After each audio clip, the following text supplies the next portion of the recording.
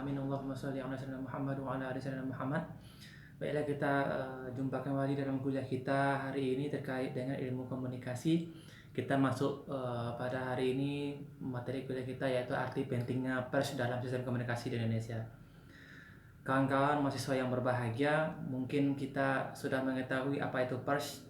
Pers itu merupakan salah satu subsistem dari sistem komunikasi, bagian dari sistem komunikasi. Kalau kita kembangkan di hari ini, mungkin kawan-kawan bisa melihat bagaimana kita bisa mengetahui, kita bisa merespon kejadian yang hari ini yang begitu cepat menyebar sampai ke handphone kita, sampai ke laptop kita, sampai ke telinga kita hari ini. Seperti contohnya rancangan undang-undang terkait dengan atau undang-undang telah disahkan seperti Cipta Kerja yang demonstrasi pada hari ini.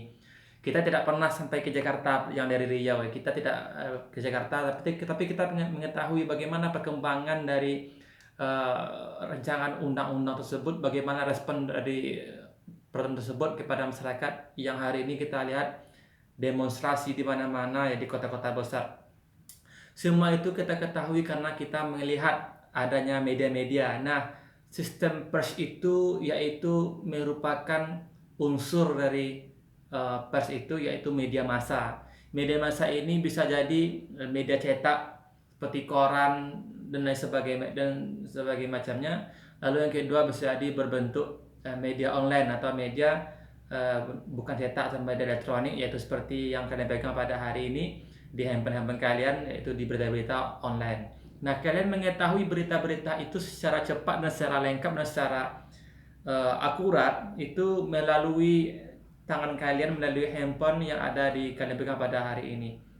Oleh sebab itulah, maka melalui media tadi, apakah itu media cetak atau media online, masyarakat kita pribadi dapat mengetahui dengan mudah bagaimana kebijakan pemerintah hari ini.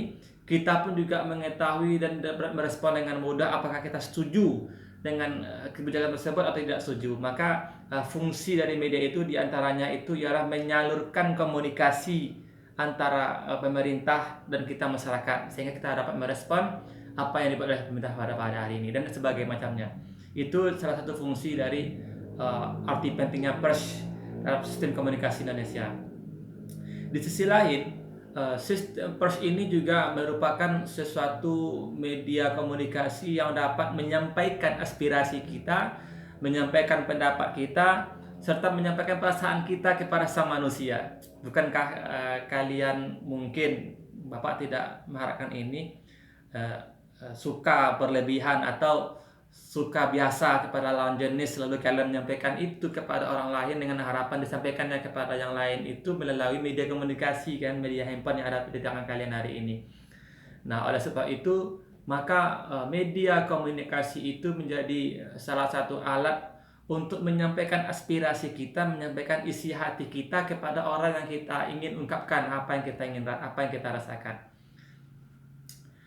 Lalu di sisi lain, pers itu dapat dianggap sebagai forum dan guru dan pengamat, atau watcher, forum and teacher. Artinya setiap hari pers itu dalam posisi dia sebagai pengamat, dia mampu memberikan kepada kita informasi terbaru yang barangkali kita tak mendapatkan itu kalau kita mencari sendiri. Jadi dengan adanya pers ini, maka memudahkan kita untuk mendapatkan informasi terkait dengan yang terbaru, yang teraktual, kekinian yang terjadi di negeri kita, bahkan di dunia internasional. Lalu yang kedua, pers ini juga menjadi forum atau ajang diskusi kita sesama masyarakat Indonesia. Apalagi kita mahasiswa, maka mahasiswa membutuhkan sesuatu forum yang dapat menyalurkan ide mereka, saling tanggap menanggapi seperti hanya grup WhatsApp, Zoom dan lain sebagainya yang ada pada hari ini yang kita gunakan untuk sebagai sarana forum kita atau diskusi kita. Lalu terakhir, pers ini juga berfungsi sebagai teacher atau sebagai guru kita, dalam tanda kutip, memberikan kita informasi, memberikan kita terkait dengan pengetahuan yang mungkin kita tak akan dapatkan di buku-buku, tapi kita dapat mengaksesnya dengan mudah melalui pers atau media cetak atau media online yang kita pelajari bersama-sama. Nah, kalau kita kembangkan lagi, maka pers itu merupakan media, dan media itu merupakan alat untuk memudahkan masyarakat atau rakyat.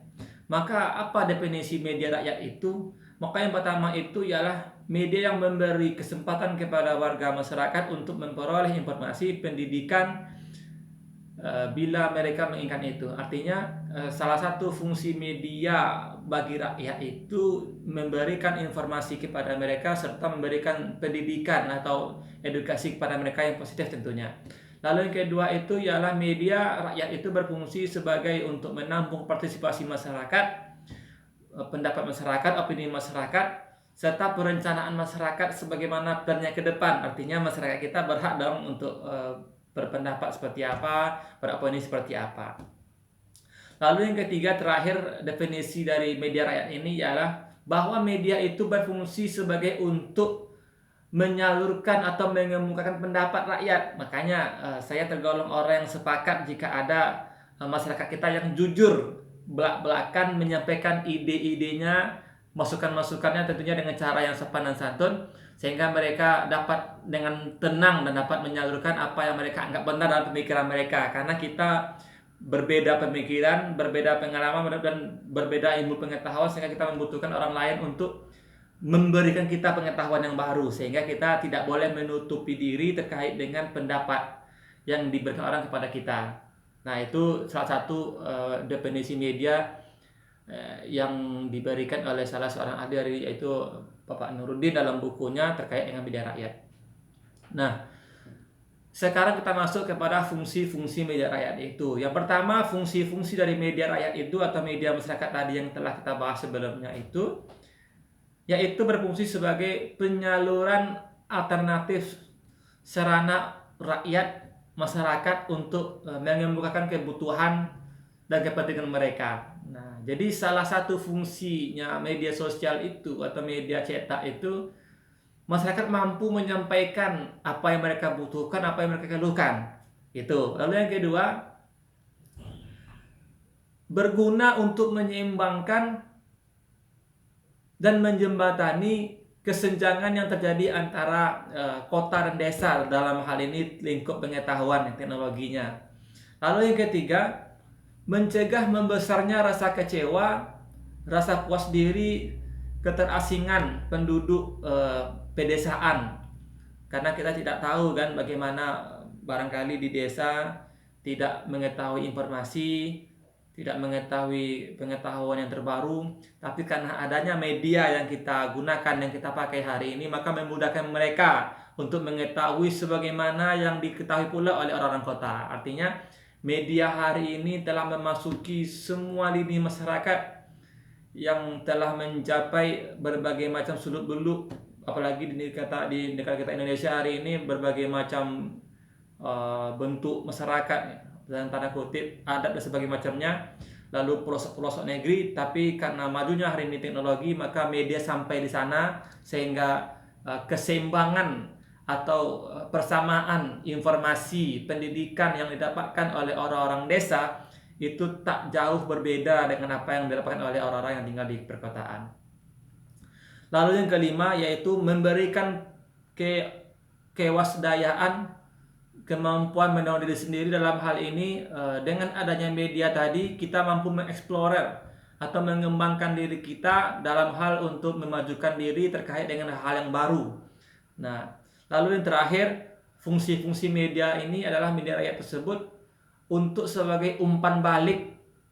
Kalau saya terangkan, merespon apa yang diperbuat oleh orang, kita respon kembali. Jadi umpan balik, artinya respon terhadap apa yang orang lakukan. Contohnya pada hari ini negara kita membuat sesuatu kebijakan, maka direspon oleh masyarakat. Maka respon ini merupakan fungsi media. Jadi kita tidak bisa mensalahkan dong. Artinya kalau kita ada yang responnya positif atau responnya berseberangan dengan yang kita harapkan, maka kita tidak boleh terburu-buru menyalahkan respon mereka. Karena fungsi media itu yaitu respon, artinya memberikan tanggapan terhadap apa yang kita lakukan. Itu fungsi media. Contohnya saya mengupload sebuah video singkat atau video pendek di dalam akun Facebook saya. Maka direspon orang lain, apakah itu saya sepakat atau tidak, maka itu kan orang lain meresponnya. Karena ini telah masuk dalam media sosial saya. Jadi dalam hal tersebut saya tak boleh marah respon mereka seperti apa, karena merupakan fungsi dari media itu, kan orang melihat itu. Jadi inilah kira-kira uh, uh, rangkuman atau uraian yang singkat terkait dengan pers, yaitu betapa pentingnya pers dalam dunia kita hari ini. Kita tidak memungkiri bahwa kita sangat membutuhkan pers pada hari ini. Kita mengembangkan diri melalui salah satu dengan pers. Kita juga berdiskusi dengan online pada hari ini, dan kita kuliah pun hari ini juga pakai pers, pakai media sosial. Kita kuliah pada hari ini. Semoga perkembangan kita semakin baik, semakin sehat pribadi pada diri kita, dan juga semoga Allah Yang Maha Kuasa mengangkat virus corona ini dengan cepat sehingga kita dapat kembali bertatap muka seperti biasanya. Semoga kita menjadi pribadi-pribadi yang dapat diharapkan kemanfaatannya oleh umat, oleh negara dan sebagainya macamnya. Saya minta maaf jika ada kesalahan. Akhirul salam. Assalamualaikum warahmatullahi wabarakatuh.